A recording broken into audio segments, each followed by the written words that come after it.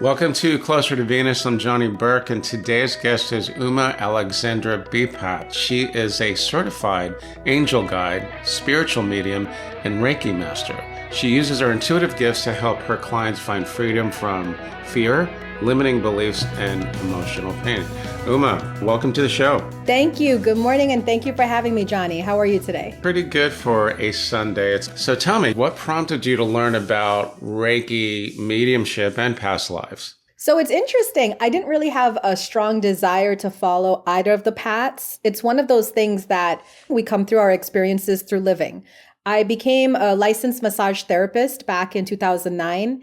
And while I was doing massage, some of my clients would notice my hands get really warm. One client in particular said, "You should really learn Reiki."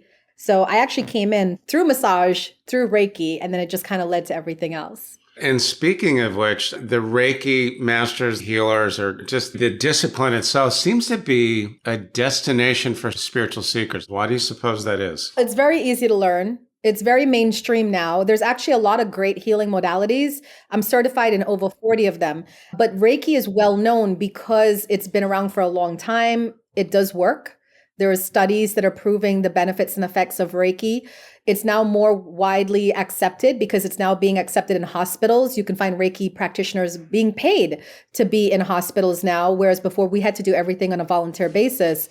And you actually find a lot of Reiki practitioners in cancer treatment centers, hospice. So society is becoming more comfortable with this particular aspect of the healing modalities. Generally speaking, how does Reiki actually work? Reiki is an energy healing modality. It's not really like a massage where you're manipulating soft tissue or chiropractic work where you're working to readjust people. It's about your energy field, the aura, this energy around us, and chakras, these energy centers on the body. We know enough about that they exist.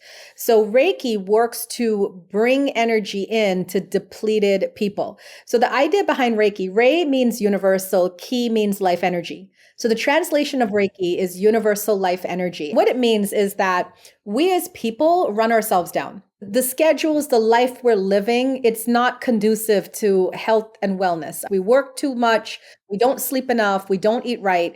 So when you get a Reiki session, it's seeking to restore you on an energy level. So most people after a Reiki session would report feeling lighter, refreshed, like they rested, like they took a 12-hour nap. So if you keep doing it on a continual basis, then you find people saying stuff like, "I got my energy back. I'm sleeping better. I'm more calm throughout the day." So it's in a way restoring them to that mind, body, spirit balance. Yeah. The healers or practitioners are now being paid in hospitals, whereas before you're saying they had to basically do it on a volunteer basis. Did this start happening recently, or has it been that way for a while? No, not recently. I became a Reiki master teacher in 2009. And it was around 2015. The first news for me was in England, where they actually paid, I think it was £19,000 annual salary to a Reiki healer to work in the hospital. So it's slow moving. It's not as fast as it could be, but we can be thankful for people like Dr. Oz. He's a TV personality. He's a doctor, but his wife is a Reiki master teacher. So he would go on to his talk show and talk about Reiki and the benefits of Reiki and what he's seen, because he used to perform surgery with Reiki practitioners in his surgery practice. And he's talked about what his wife has taught him and everything. Then you find more celebrities. Gwyneth Paltrow has this show where it literally investigates everything in the alternative health fields: Reiki, shamanic journeys, drumming, things of that nature. We're not there yet where we have a full thriving field for people to have this as a career and get paid for it. But I'm optimistic enough that I will see that before my lifetime's over. It seems like it's definitely moving in that direction. Now, you're also a certified angel guide. Tell us a little bit about how that happened and what it's taught you so far. The term certified angel guide, that came from a specific group that I was studying from. And that was the certification they gave us after we did some study on angels, communicating with angels, on using angel cards. So after I went through a period of study with that particular group, that was the guide that I got. I don't think realistically anybody could say a certified angel guide can access the angelic beings. And also we have to look at the terminology. The one thing I like to say at my center is we all live on this earth but we don't live and exist in the same dimension. It means that nobody's wrong. The way we think is we think according to our dimensions. Most people actually believe angels are human, like human form. They look like us. They just have wings on their back. Other people, different dimension, believe angels are nothing more than energy. They're vibrations. So the idea behind being like an angel guide with the work that I do, it's called channeling. And what channeling is, you take yourself to a higher level within your conscious, within your psyche, and then you're able to access some universal wisdom. In my understanding, this comes from the angelic vibrations, which is really focused on those higher values, love, compassion, peace. Those are like the messages that would come through when I do a channeling session. And they do come from those angelic vibrations. Now, there are actual angel guides that will say, I'm going to channel Archangel Michael. They're very specific to who they channel. And I respect that because we all are operating in different dimensions and we all have different ways we see something and the way we relate to things. There's so many healers and light workers is what we call ourselves, that I like to support everyone. To me, once they're preaching peace, love, light, and positivity, it's okay. Even if it differs from my belief, it's okay. It's interesting that you brought up Archangel Michael. I just did an episode last week with a woman. Her name's Lucy Brand, and she is talking about the same type of things that you are. During the episode, she said he's actually here right now. I made a couple jokes about it, like, hey, can he help me do this or help me do that? But she talks about that as if she just described a trip to the grocery store. So going back to what we were just talking about, you made a remark about no one is wrong because they're in different dimensions. Does that mean one person might be living in third dimension or third density? I still get those two confused. And another person might be living in 5D. The fifth dimension, yeah. Is that accurate or not? Yeah, that is the biggest divide we see is the people who are living in fifth dimension and the people living in third dimension. So people in fifth dimension, it is said, these are all theories. People that are in fifth dimension practice more unconditional love.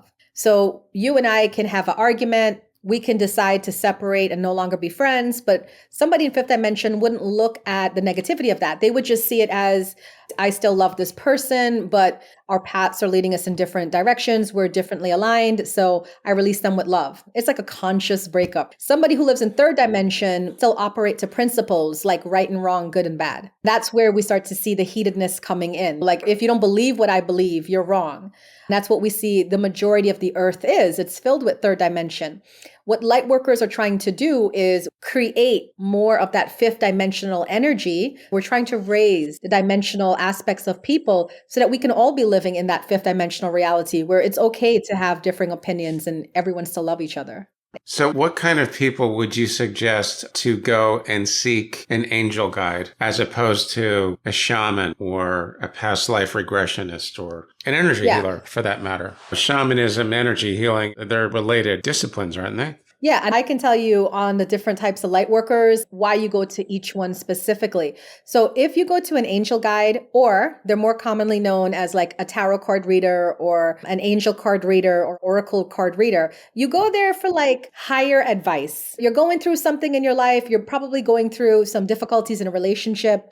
You need to make a career change. You're feeling kind of stuck in life. At that point, you would consult one of these angel guides because what they do is they channel information for you from a higher source. Most times, if you're an intuitive person, when you get a reading from someone, it validates what you already know. And that's how it's supposed to work. I like that. And I like the fact that there are many different types of light workers. It seems like there's as many different types of light workers as there are medical doctors for different symptoms. You wrote a book a while back called Living the Awakened Life. Let's talk about that. What inspired the book? The book, The Awakened Life, was written about my own journey. I had lots of clients that came to me for massage and they would talk during their massage and I would listen. But after a while, I felt the need to talk back because I was just getting all this information, the channeling again, like I told you. At the time, I felt like I was just being helpful. I was just offering good advice. But every single time I would give information, people would get very emotional. They would start crying, the hair on their skin stand up. It was like a supernatural experience. And this one lady said to me, now this has been said to me many times, but for some reason it stuck. And she said, you know, you really need to write a book because every time I come here, you give the best advice. And when I leave, I forget everything. I just wish I had a book about the things that you know, you believe, you understand. So the way the universe works is what you put out, you get back. Very law of attraction based off of law of vibration. One night, I don't remember when, it was maybe weeks after she had that comment to me. I just woke up at like 3 o'clock in the morning. And a lot of people know that 3 o'clock, the witching hour, right? I woke up at 3 o'clock in the morning, and from 3 to 11, 8 hours, I just wrote. And this was done. It was just completely channeled. So that book was downloaded?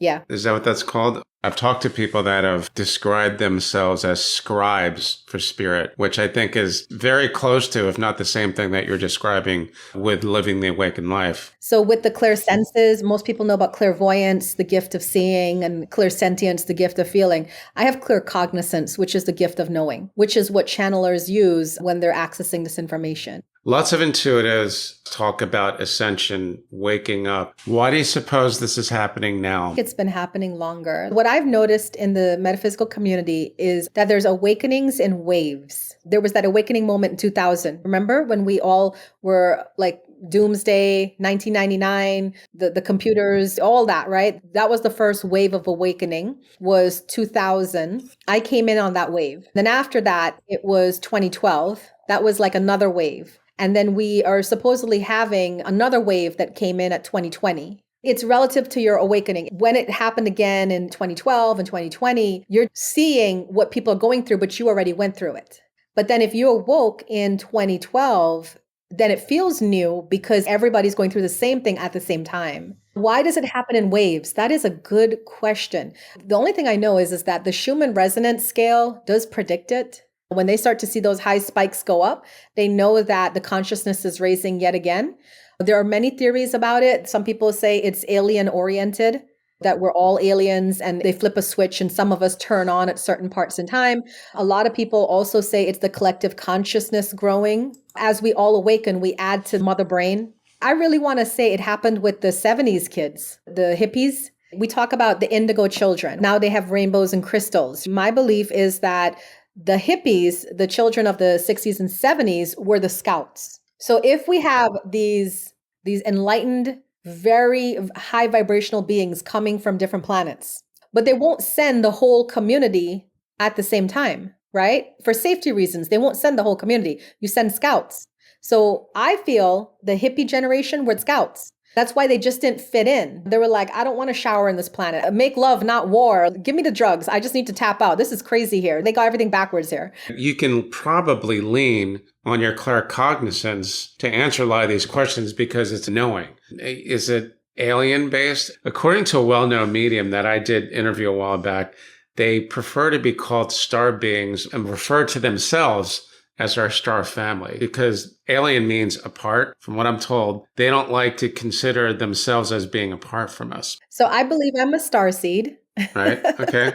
I'm a clear cognizant person. So when I get these things that I know, I need validation. It's not enough for me to just have the knowing.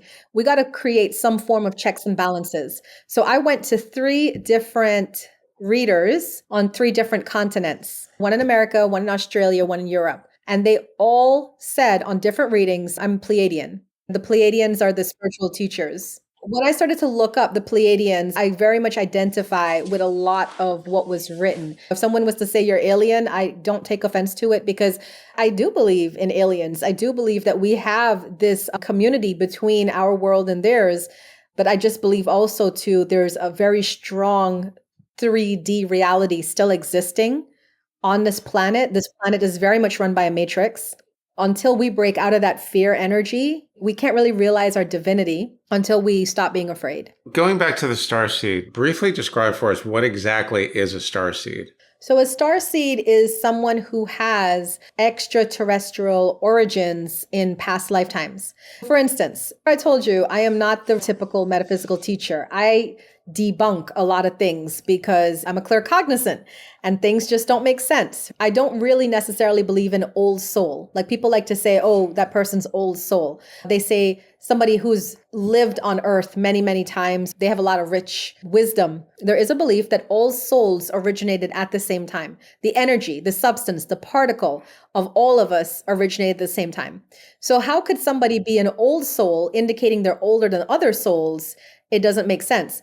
My knowing, my understanding is that if all of us were given 100 lifetimes, an old soul would be somebody who lived 95 of those lifetimes on this planet. They're more well-versed, they are more knowledgeable, they have more wisdom about this planet.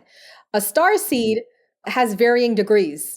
You have the really out there starseeds that may have lived 90 lifetimes on other planets and 10 lifetimes on Earth. So that's what we say when people are autistic or special needs. They just are not able to communicate in this 3D dimension. That might be like an extreme starseed. Most starseeds are probably like 50 lifetimes on other planets, 50 lifetimes on Earth. So they have like a working understanding of this atmosphere and the way people are as opposed to others. I'm a functional starseed, but there are times when I get really quirky and eccentric and people don't understand why I say or do the things that I say or do. I don't even understand why I say or do the things that I do, but it feels right to me. There's some starseeds who have a ton of allergies because their system just did not do well on this planet. So they're like allergic to everything. It seems almost like they're allergic to the environment with the skin conditions they have and stuff.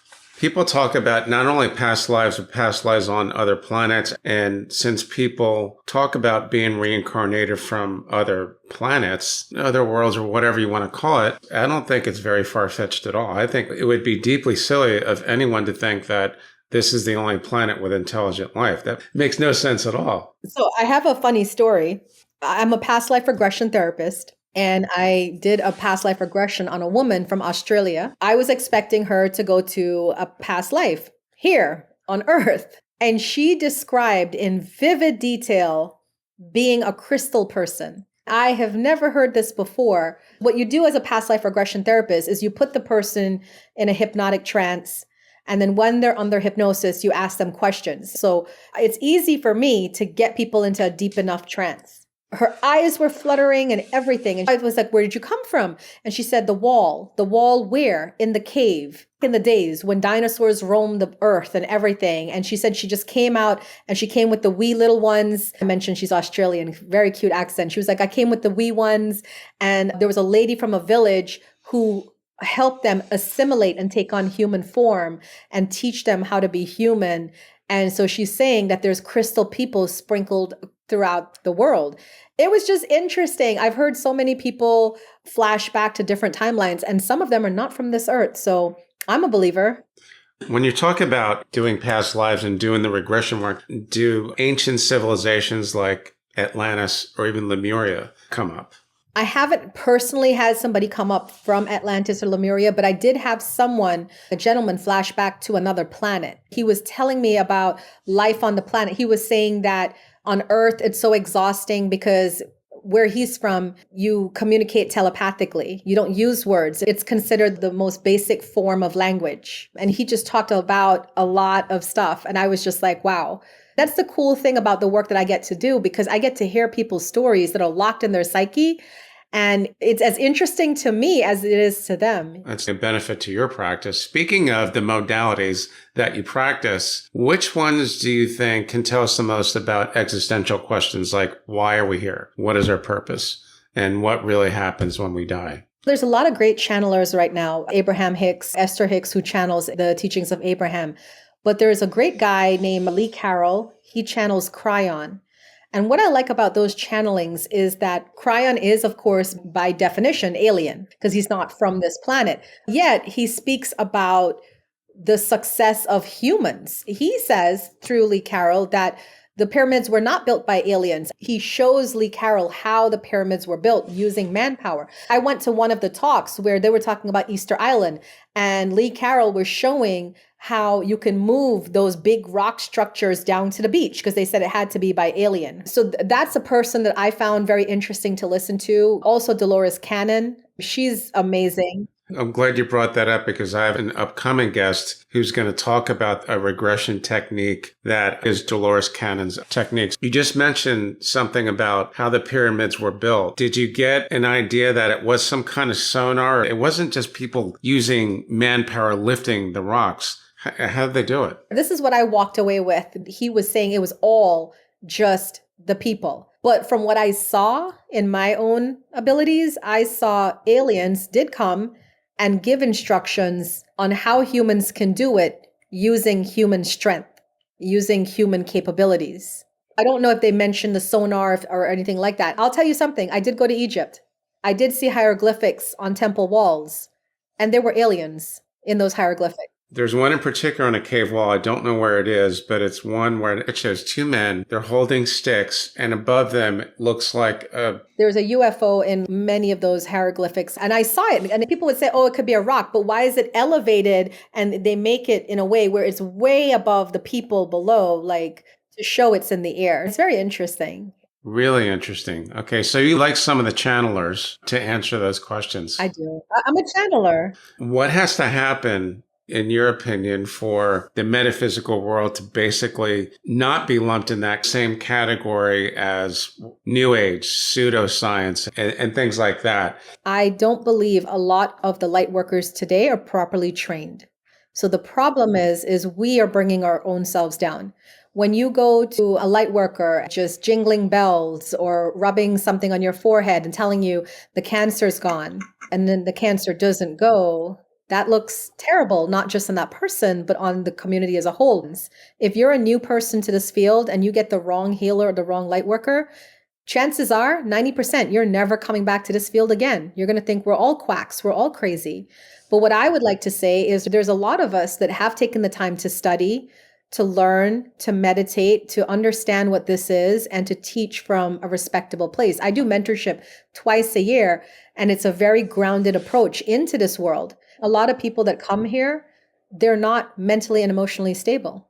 So now you have unstable people that are giving advice, giving healings, giving rituals to other people, and it's creating a mess. So what I would like to see is maybe accreditation. I would like to see more legislature that allows what we're doing, but in like more formalized setting. Let's have schools. Let's have proper techniques and timelines and requirements, because it's not okay that you can take a class from me over the weekend, become a Reiki master teacher over the weekend, and now is putting up a class the following Sunday. I can see there's a clear and present danger with that type of thing happening. I've had a couple people on from this nonprofit, the Forever Family Foundation. What they do is, among other things, they certify mediums, and they do it with readers, and the sitters will then grade the performance to validate the readings and the evidential mediumship and the things that come up. What you're talking about is like a Forever Foundation type organization that trains light workers. That might be a ways off, but I think that is what you're talking about. There are schools that train the individual light worker. Because what you're finding a lot of is ego. It's not just about giving a reading and using psychic ability. You have to be a bit of a life coach. You have to be a bit of a counselor. You have to learn communications, right? I could not agree more. And I really wonder, one day, is going to see the metaphysician, will that ever be as common as going to seeing your family doctor? I had a vision of a hospital where somebody walked in at the ground floor and saw an empath, and the medical intuitive diagnosed them, and then sent them to the lab to get x-rays.